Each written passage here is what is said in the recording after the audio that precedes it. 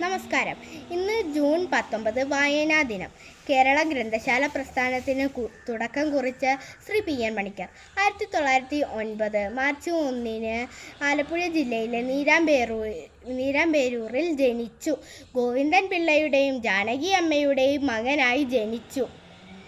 അദ്ദേഹം പുതുവായൂർ നാരായണ മേനോൻ എന്നറിയപ്പെട്ടു. വായിച്ചു വളരുക, ചിന്തിച്ചു വിവേകം നേടുക എന്ന മുദ്രാവാക്യത്തോടു കൂടി സമൂഹത്തിലെ വായനയുടെ പ്രാധാന്യത്തെക്കുറിച്ച് ആഹ്വാനം ചെയ്ത വ്യക്തിയാണ് പി എൻ പണിക്കർ.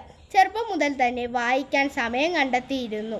തൻ്റെ 17ാമത്തെ വയസ്സിൽ ജ്ഞാനധർമ്മം എന്ന പേരിൽ ഒരു വായനശാല സ്ഥാപിച്ചു.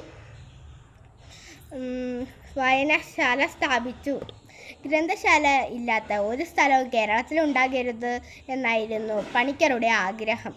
വായനാ ലോകത്തു നിന്നും 1995 നമ്മെ വിട്ട് പിരിഞ്ഞു. നന്ദി, നമസ്കാരം.